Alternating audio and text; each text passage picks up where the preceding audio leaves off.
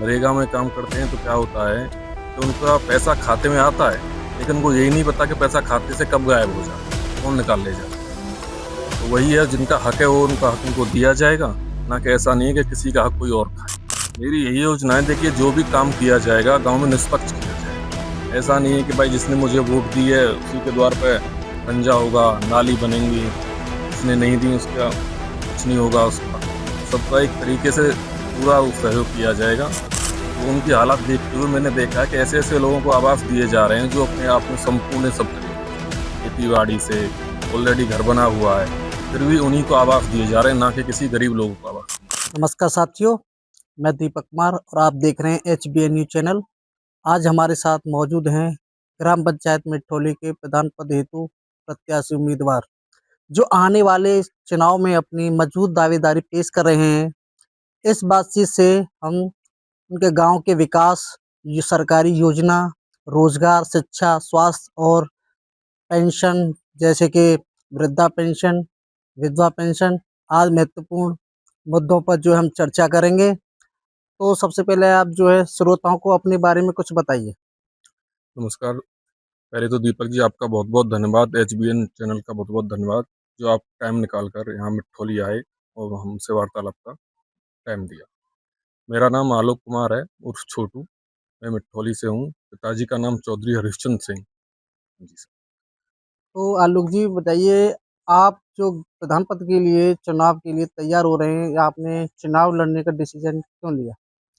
देखिए डिसीज़न तो काफ़ी टाइम से है, पिताजी पहले भी इससे पहले हम प्रधानी लड़ चुके हैं और गाँव के हालात ऐसे हैं कि गाँव में आए दिन कोई न कोई घटना घटती रहती है, गाँव में कोई ऐसा काम नहीं है, साफ-सफाई नहीं है, तो इस तरह से गाँव के विकास के लिए ये कदम उठाया है। तो इस चुनाव में आपकी प्राथमिकताएँ क्या रहेंगी? प्राथमिकता यही रहेंगी गाँव में कि गाँव का विकास हो, गाँव में जो सुविधा मिलनी चाहिए, लोगों को सुविधा मिलनी चाहिए। जैसे गाँव में रोज़गार नहीं है, तो रोज़गार की सुविधा उपलब्ध कराई जाएगी। जैसे साफ-सफाई, साफ-सफाई की बहुत गंदगी है गाँव में, उस हिसाब से देखा जाएगा और लाइट वगैरह, जगह-जगह कैमरे लगवाए जाएँगे। तो इस तरह से इसको लेके आगे की रणनीति बनाई हुई है। यदि आप ग्राम प्रधान बन जाते हैं, हुँ। तो आप सबसे पहले क्या काम करेंगे? देखिए ग्राम प्रधान बन जाता हूँ, तो सबसे पहले मेरा काम यही रहेगा, गाँव में कोई पार्क वगैरह, तो पार्क की सुविधा कराई जाएगी। लोगों के पास रोज़गार नहीं है, तो रोज़गार की सुविधा कराई जाएँगी। गाँव में जैसे कैमरे लगने चाहिए जगह-जगह, आए दिन वारदात होती रहती है गाँव में, उसके लिए कैमरे वगैरह लगाए जाएँगे, लाइट वगैरह लगाई जाएँगी, तो उस तरह से थोड़ा आगे की तरफ सोचा जाएगा। तो आलोक जी, अगर जो है जैसे कि गाँव में सुविधा स्वास्थ्य सुविधाओं को लेके समस्या आती है, हुँ। तो आप स्वास्थ्य सुविधाओं को स्थिति सुधारने के लिए क्या सुधार करेंगे? स्थिति सुधारने के लिए देखिए हमारे गाँव में हॉस्पिटल है, तो उसमें डॉक्टर की सुविधा होनी चाहिए, डॉक्टर टाइम पे आने चाहिए, रहने चाहिए यहाँ पे अवेलेबल, लेडीज़ डॉक्टर हो चाहे जेंट्स हो। तो उसी के अकॉर्डिंग ये किया जाएगा कि गाँव के जो लोग हैं उनको बाहर नहीं जाना पड़े इलाज के लिए। गाँव में सरकारी अस्पताल है, उसी में इलाज कराएँ अपना। तो सरकारी अस्पताल में इलाज कराने के लिए जो मेरे से हो पाएगा हम वो सुविधा करेंगे उन लोगों को।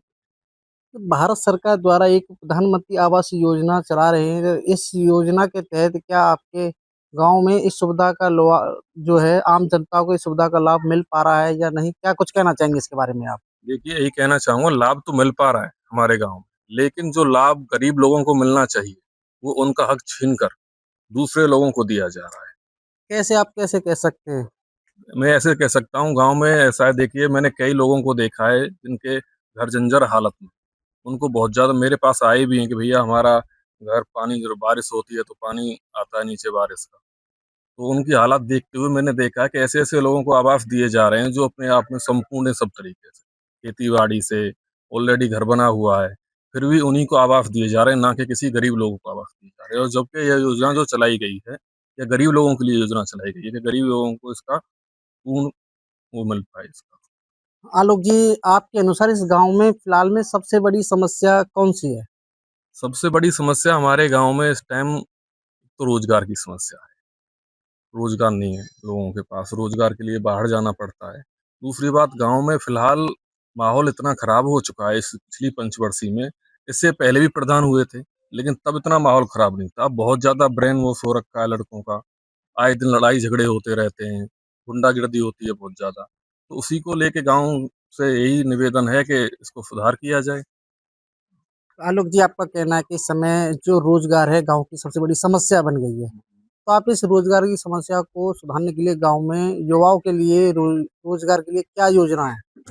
देखिए, जो सरकार की तरफ से रोज़गार योजना मिलती हैं, उसका पूरा-पूरा रोज़गार सरकार की तरफ से लाई जाएँगी, उनका पूरा-पूरा जो भी सरकार हमें सहायता देगी गाँव के लिए, रोज़गार के लिए, उन तक वो पहुँचाई जाएँगी सहायता। और जो भी अपनी तरफ से होगा रोज़गार के लिए, भरपूर कोशिश की जाएगी कि गाँव के जो युवा हैं, उनको रोज़गार मिले, कहीं बाहर ना जाना पड़े। जैसे गरीब लोग हैं, जैसे नरेगा में काम करते हैं। नरेगा में काम करते हैं तो क्या होता है कि उनका पैसा खाते में आता है, लेकिन उनको यही नहीं पता कि पैसा खाते से कब गायब हो जाता है और कौन निकाल ले जाता है। तो वही है, जिनका हक है वो उनका हक उनको दिया जाएगा, ना कि ऐसा नहीं है कि किसी का हक कोई और खाए। तो आलोक जी, जैसे गांव में बिजली, पानी हुँ। और सड़क, नाली, खरंजे जैसी समस्याएं होती हैं, तो आप उनके बारे में इनकी स्थिति को सुधारने के लिए क्या आपकी योजना है?